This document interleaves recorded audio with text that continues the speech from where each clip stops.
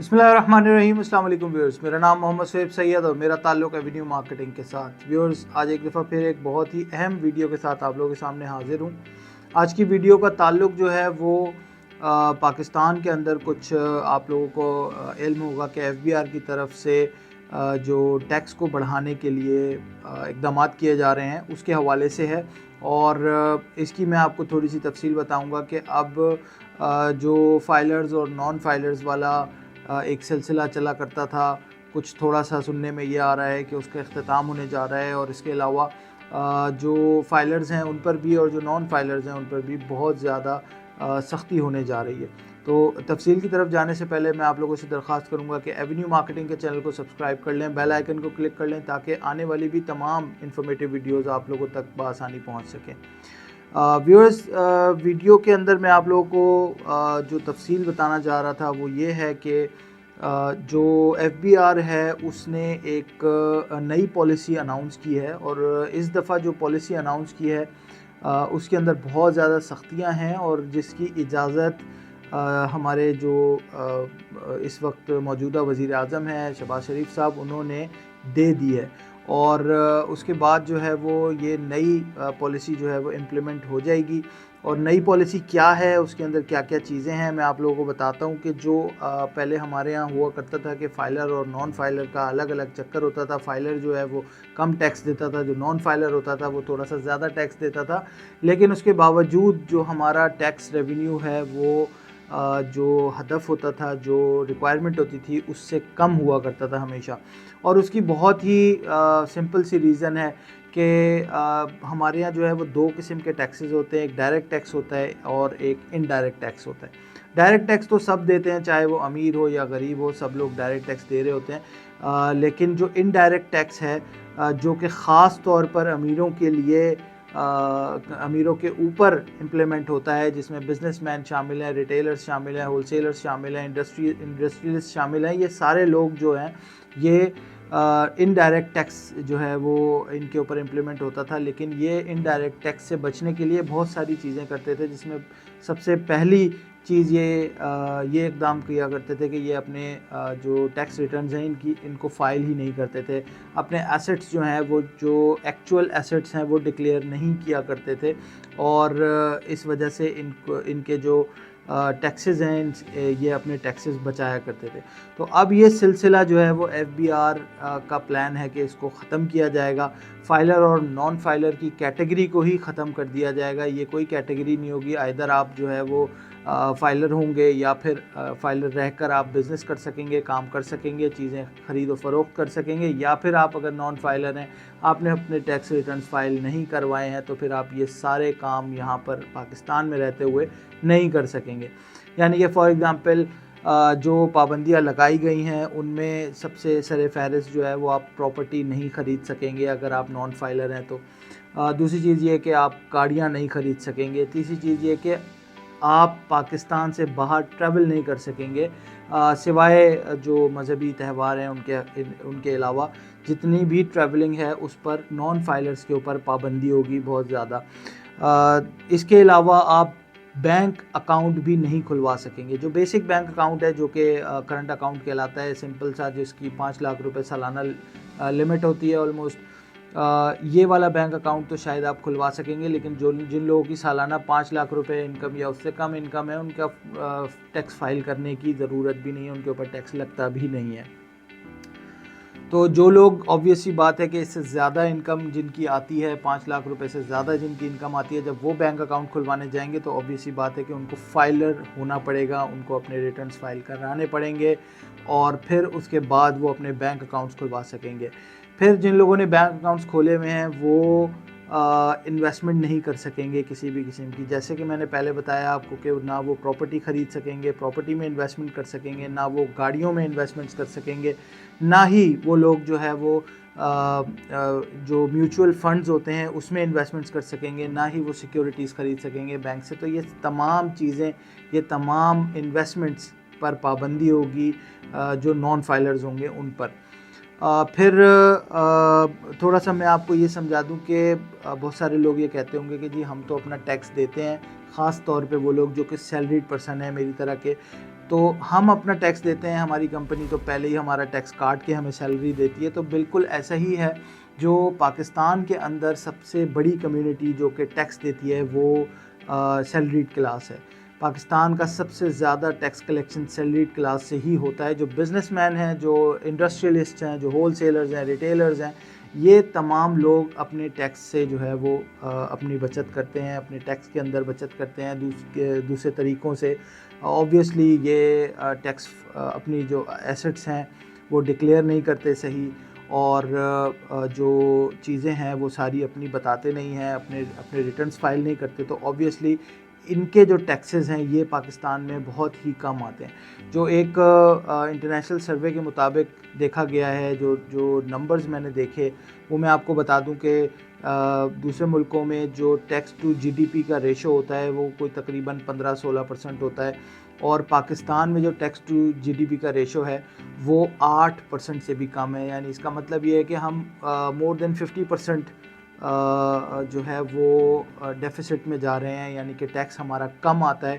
اور یہی وجہ ہے کہ ابھی ریسنٹلی جب آپ میری یہ ویڈیو دیکھ رہے ہوں گے اس وقت جو ایف بی آر کا جو ہدف تھا ٹیکس کلیکشن کا، ٹیکس جمع کرنے کا، وہ پورا نہیں ہو سکا ہے، اور انہوں نے جو ہے وہ تھوڑا سا مزید لوگوں کو لیوریج دیا ہے 15 اکتوبر تک کا، کہ لوگ جو ہے وہ ریٹرنز فائل کروائیں تاکہ جو ہے وہ مزید ٹیکس کلیکٹ کیا جا سکے. فردر میں آپ کو ایکسپلین کروں کہ اب جو کیٹیگریز ایف بی آر نے بنائی ہیں، جیسے پہلے فائلر نان فائلر ہوا کرتا تھا، تو اب جو کیٹیگری بنائی ہے اس کے اندر آپ ایسے سمجھ لیں، انہوں نے اس طرح سے اس کو کیٹیگرائز کیا ہے کہ آپ کی سالانہ 1 کروڑ روپے سے کم انکم ہے یا 1 کروڑ روپے سے زیادہ انکم ہے. صرف یہ 2 کیٹیگریز ہیں جس میں اب جو ہے وہ گورنمنٹ نے، ایف بی آر نے لوگوں کو ڈالنے کا پلان ہے ان 2 کیٹیگریز کے اندر. 1 کروڑ سے کم انکم والا جو بھی شخص ہوگا وہ اب نہ پراپرٹی خرید سکے گا نہ گاڑی خرید سکے گا. اگر وہ کوئی پراپرٹی خریدتا ہے تو اس کو جسٹیفائی کرنا ہوگا کہ اس کی سورس آف انکم کیا ہے.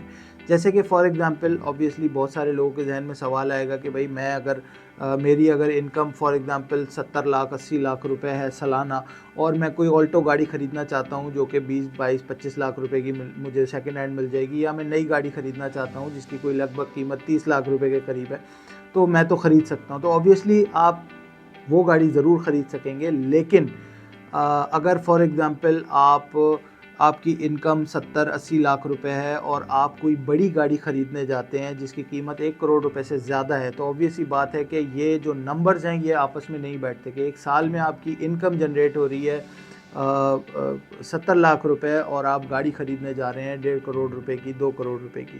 اسی طرح یہی سیم چیز پراپرٹی کے اوپر امپلیمنٹ ہوگی کہ فار ایگزامپل آپ کی انکم جو ہے وہ 70-80 لاکھ روپے ہے، اور آپ ایک پلاٹ یا مکان یا اپارٹمنٹ، دکان، شاپ، کوئی بھی چیز آپ خریدنے جا رہے ہیں جس کی جو ویلیو ہے وہ 1 کروڑ روپے سے زیادہ ہے، 2 کروڑ روپے سے زیادہ ہے، یا 10 کروڑ روپے تک اس کی ویلیو ہے، تو وہ آپ کو اگر خریدنی ہوگی تو اسے جسٹیفائی کرنا ہوگا کہ یہ اس کی سورس آف انکم کیا ہے، اتنے پیسے آپ کے پاس کہاں سے آئے جو آپ یہ خرید رہے ہیں.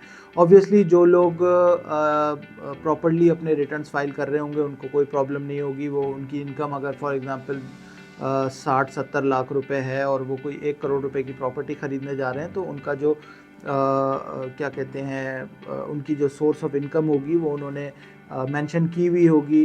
ان کی جو بھی کوئی کیا کہتے ہیں کوئی اور پراپرٹی ہوگی جس کو سیل کر کے وہ کوئی مہنگی پراپرٹی خرید رہے ہیں، تو آبویس سی بات ہے کہ وہ ساری چیزیں کلیئر ہو جائیں گی، کوئی اتنا بڑا مسئلہ نہیں ہوگا. لیکن یہاں پاکستان میں ہم لوگ بخوبی جانتے ہیں کہ زیادہ تر مارکیٹس جو ہیں، زیادہ تر جو بڑے بزنس ہیں جن میں خاص طور پر پراپرٹی جس سے ہمارا تعلق ہے، پراپرٹی کا جو کام ہے یہ بلیک منی کے اوپر چل رہا ہوتا ہے. اس میں جو انکم دکھائی جا رہی ہوتی ہے اس سے کئی 100 گنا زیادہ انکم جنریٹ ہو رہی ہوتی ہے، اور دکھائی جاتی ہے لاکھ روپے اور جنریٹ ہو رہے ہوتے ہیں کروڑ روپے. تو آبویس سی بات ہے کہ ایسی صورت میں جو وہ بلیک منی ہے اس بلیک منی کو اس طرح کی مارکیٹ میں ڈالا جاتا ہے. پاکستان کی جو ریل اسٹیٹ مارکیٹ ہے اس کو آپ لوگ بخوبی جانتے ہیں کہ اس کو بیک بون کہا جاتا ہے. پاکستان کی جی ڈی پی میں اس کا بہت بڑا حصہ ہے इकॉनमी में इसका बहुत बड़ा हिस्सा है। इससे पाकिस्तान की इकॉनमी जो है वो चलती भी है। तो ऑब्वियस ही बात है कि जो रियल इस्टेट मार्केट है, जो प्रॉपर्टी की मार्केट है, वो ख़ास तौर पर बहुत ज़्यादा बड़ा इम्पैक्ट उसके ऊपर आएगा। एक तरीके से उस पर एक नेगेटिव इम्पैक्ट भी आएगा कि जो लोग ब्लैक मनी इसके अंदर डाला करते थे, अपनी ब्लैक मनी को वाइट किया करते थे, वो लोग अब इसके अंदर शायद नहीं आ सकेंगे। और दूसरा इसमें एक पॉजिटिव इम्पैक्ट ये आएगा कि जो लोग इस इंडस्ट्री के अंदर, इस प्रॉपर्टी और रियल इस्टेट के अंदर इन्वेस्टमेंट करते थे, उनकी इन्वेस्टमेंट्स जो हैं वो एक तरीके से सिक्योर होंगी। ये मैं आपको समझा देता हूँ कि किस तरह से होगा। ये होगा इस तरह से कि अगर लोगों ने अपने टैक्स फाइल किए हुए होंगे, रिटर्न्स फाइल किए हुए होंगे, उनके एसेट्स का गवर्नमेंट को पता होगा, सारी चीज़ों का पता होगा, तो एक चेक एंड बैलेंस वाला सिलसिला शुरू हो सकेगा।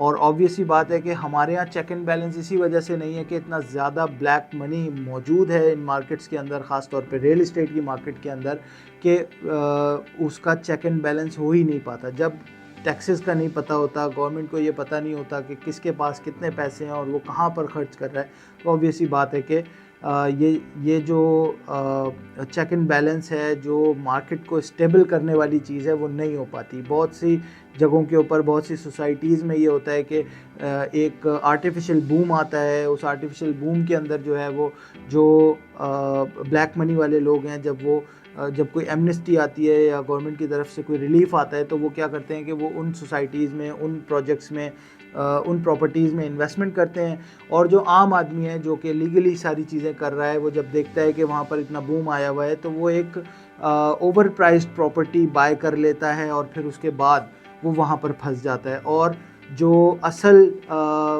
जो आप ऐसे समझ लीजिए प्रॉफिट का चंक है, वो यही ब्लैक मनी वाले लोग ले जाते हैं। तो जब ब्लैक मनी इसके अंदर एंटर नहीं हो सकेगी, जब ये मामलात रियल इस्टेट मार्केट में नहीं हो सकेंगे, तो इसमें एक पॉजिटिव इम्पैक्ट भी आएगा। पॉजिटिव जो है वो रुझान नज़र आएगा हमें रियल इस्टेट मार्केट के अंदर। तो ये एक तरीके से बहुत अच्छी खबर भी है। और कुछ अरसे के लिए शायद कह सकते हैं कि ये चीज़ जब इम्प्लीमेंट होगी तो उसके बाद शायद कुछ थोड़ा सा मज़ीद रियल इस्टेट मार्केट में डाउनफॉल आए। लेकिन इससे बिल्कुल भी ये अख़ज़ नहीं किया जा सकता कि रियल इस्टेट मार्केट बिल्कुल तबाह हो जाएगी, बिल्कुल ख़त्म हो जाएगी, बिल्कुल बंद हो जाएगी। उसकी वजह ये है कि रियल इस्टेट मार्केट जो है वो आर्टिफिशियल बूम ज़रूर लेकर आते हैं ये ब्लैक मनी वाले, लेकिन जो एक्चुअल प्राइसेस इंक्रीज़ हो रही हैं, जो टेंजिबल एसेट्स हैं, जो चीज़ें मौजूद हैं, ये फाइल्स वगैरह की बात मैं नहीं कर रहा, जो एसेट्स, जो प्रॉपर्टीज़ इस वक्त मौजूद हैं, उनकी वैल्यूज़ उसी तरीके से बढ़ती हैं जैसे पूरी दुनिया के अंदर बढ़ती हैं। तो इसमें जो लोग भी इन्वेस्टमेंट्स करेंगे, उनकी एक तो इन्वेस्टमेंट्स स्टेबल रहेंगी, उनकी इन्वेस्टमेंट्स में स्टेबिलिटी के साथ इंक्रीमेंट होगा और वो इस चीज़ का बेहतर फ़ायदा उठा सकेंगे पाकिस्तान में रहते हुए। और चूँकि पाकिस्तान की इकॉनमी की एक बहुत बड़ा हिस्सा है रियल इस्टेट, तो ऑब्वियसली इसको एकदम से ख़त्म भी नहीं किया जा सकता कि ये बिल्कुल एकदम से कहीं पर स्टॉप हो जाए और लोग जिन्होंने इन्वेस्टमेंट्स की हुई हैं वो एकदम अपनी इन्वेस्टमेंट्स को भूल जाएं। तो ऑब्वियस ही बात है कि ये आज नहीं, कल नहीं, परसों किसी न किसी टाइम पर इस मार्केट ने उठना है। और जब अगर ये मार्केट बिल्कुल चेक एंड बैलेंस के साथ आने वाले दिनों में उठती है, तो ये बहुत पॉजिटिव इम्पैक्ट लेकर आएगी रियल इस्टेट मार्केट के अंदर। बहुत ज़्यादा अच्छा एक रुझान देखने को नज़र आएगा। तो सुनने में ये आया है कि बहुत जल्दी जो है वो एक ऑर्डिनेंस इसके लिए पास किया जाएगा असेंबली में, और उसके बाद इन चीज़ों को, क्या कहते हैं, पॉलिसीज़ को इम्प्लीमेंट कर दिया जाएगा। तो उम्मीद करते हैं कि ये पॉलिसीज़ इम्प्लीमेंट होंगी तो इससे पॉजिटिविटी देखने को मिलेगी, मार्केट के अंदर एक अच्छा रुझान देखने को मिलेगा और लोगों को इससे फ़ायदा होगा। बहुत शुक्रिया। आज की वीडियो में इतना ही। मिलते हैं इंशाल्लाह एक और नई वीडियो के साथ बहुत जल्द। अल्लाह हाफ़िज़।